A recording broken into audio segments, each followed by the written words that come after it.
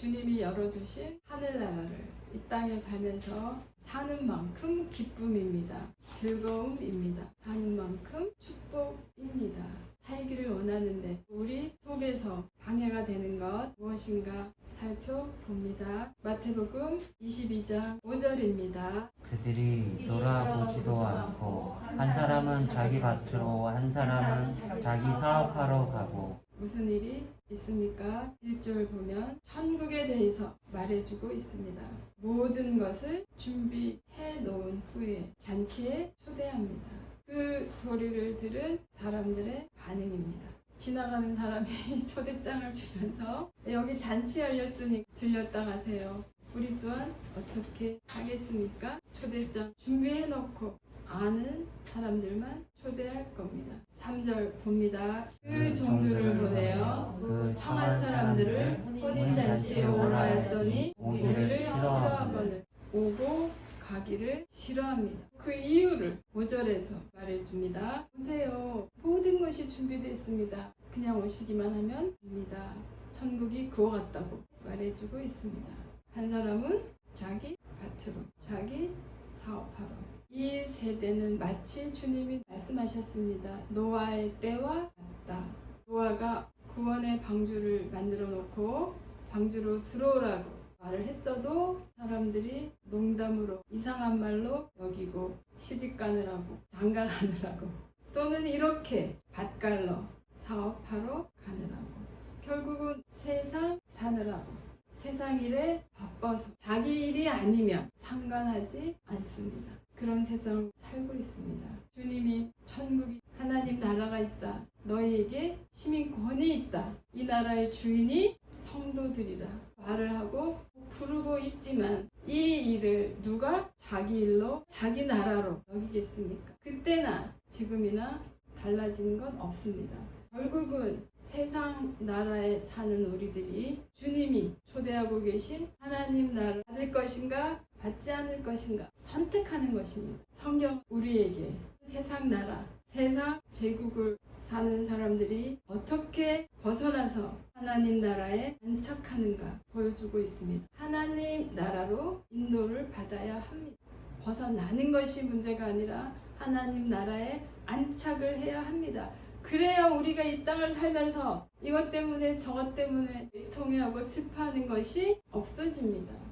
그런 것은 없애주세요 하면서 모든 우리가 소망하는 것이 준비되어 있는 하나님 나라로 오세요 할 때는 오기를 싫어합니다. 왜 그럴까요? 세상 제국과 하나님의 나라와 격돌하는 현장입니다. 출애굽기 5장입니다. 세상에 속해서 열심히 살고 있던 하나님의 백성에게 하나님의 메시지가 전달됩니다. 1절입니다. 이스라엘 하나님 여호와가 말씀하셨다. 내 백성을 보내라.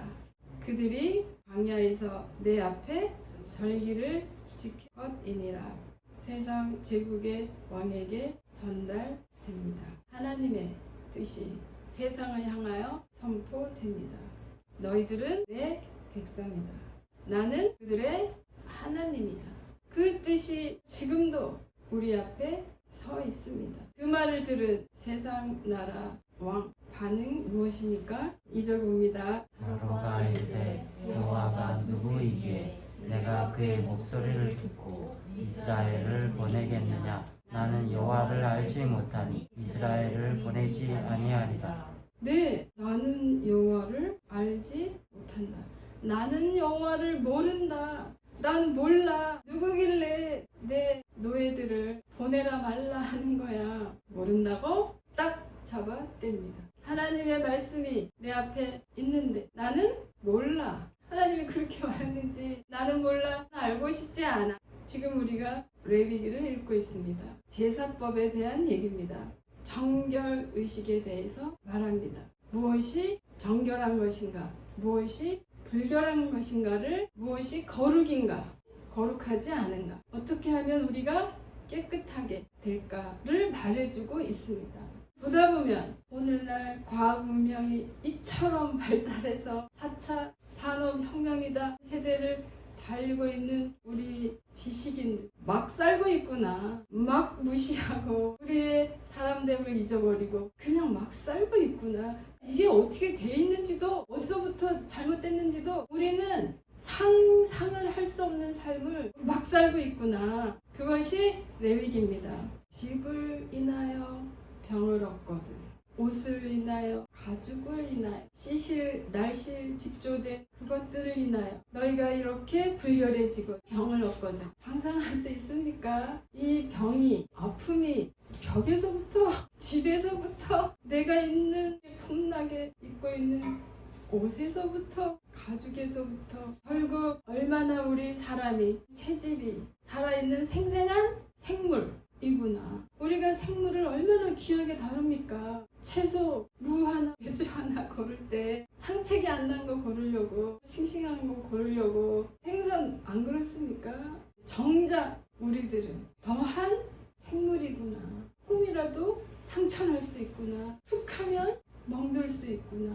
상할 수 있구나. 주 하나님이 그것을 아시고 이렇게 저렇게 레위기입니다.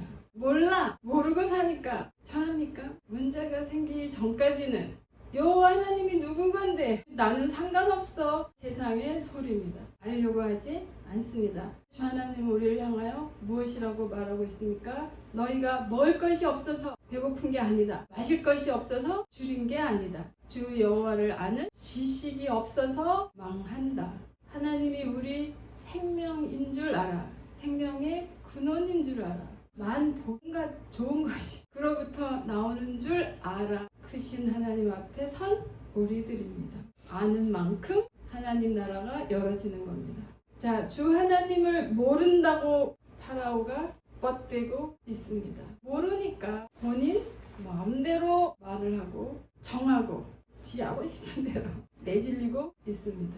자신의 주장을 합리화하기 위해서 또 무엇이라고 말을 합니까? 9절입니다. 그 사람들의 고역을 무겁게 함으로 수고롭게 하여 그들로 거짓말을 짓지 않게 하라. 네, 하나님의 명과 이집트 제국의 왕 사이에서 제국의 왕의 말을 들을 것인가? 주 하나님의 말을 들을 것인가? 오늘날도 유효합니다.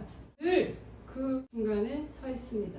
세상의 학문도 하나님을 모르게 멀어지게 만들어 놓고 있습니다. 뿐만 아니라 하나님의 말씀을 무엇이라고 온 세상은 합창해서 말합니까? 거짓말이다. 우리도 하나님 앞에 서기 전까지는 거짓말이 팩트인지 알았습니다. 팩트가 거짓말인 줄 알았습니다.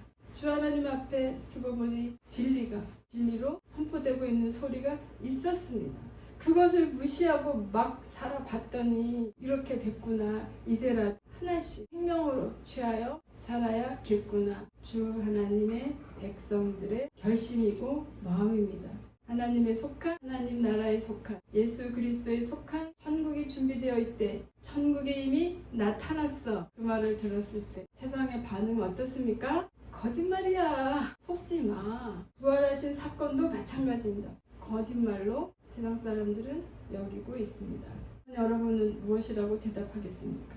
그냥 믿어 이러시겠습니까? 고린도전서 15장 4절부터 8절입니다. 장사 지낸 바 되었다가 성경대로 기록된 대로 사흘 만에 다시 살아나사 베드로입니다. 베드로에게 보이시고 후에 12제자 12명 그리고 그 후에 몇 명? 500여 형제에게 일시에 보이셨나니 그 중에 지금까지 대다수는 살아있고 어떤 이는 잠들었으며 그 후에 야고보에게도 보이셨으며 그 후에 모든 사도에게와 8절 맨 나중에 만삭되지 못하여 난 자 바울 같은 내게도 보이셨느니라. 눈으로 직접 본 생생한 증언 드립니다.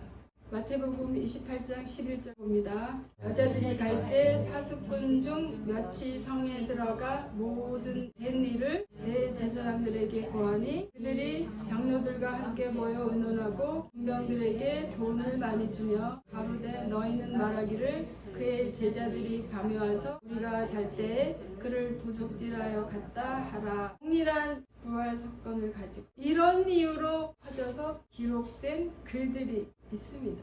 15절 봅니다. 군병들이 돈을 받고 가르칠 대로 하였으니 이 말이 오늘날까지 유대인 가운데 두루 퍼지니라. 네, 그때만 두루 퍼지고 그쳤겠습니까? 파라오 또한 하나님으로부터 오는 모든 말을 거짓말이라 만들어 버립니다. 세상이 하는 일입니다. 내 귀에 들리는 소리가 세상의 소리인가 하나님의 소리인가? 하나님을 알지 못하고는 우리가 무슨 일이 일어나도 팩트를 온전하게 다 알 수 없습니다. 제한된 감각을 가지고 있고 제한된 시공간에 살고 있기 때문에 그 사람이 가진 프레임의 영역에 맞도록 한 그 말을 우리가 듣고 있는 겁니다. 그래서 말을 들을 때 또한 말을 할 때도 조심해야 합니다. 보이지 않는 사람의 속 사정은 어떻게 더 안단 말입니까? 점점 하나님 앞에 조용할 뿐입니다. 하나님 앞에 물을 뿐입니다. 하나님의 하실 일만을 기다릴 뿐입니다. 바보라서 그런 것이 아닙니다. 알기 때문에 우리의 제한을 부족한 것을 알기 때문에 더 온전한 하나님의 지혜를 기다리는 우리들입니다. 늘 우리가 근심하고 불안하고 초조하고 하는 것을 알고 있기 때문에 무엇이라고 말합니까? 그 근원은 또 무엇입니까? 무엇이 없어서 무엇이 안 돼서 그럽니까? 아닙니다. 몰라서 그렇습니다.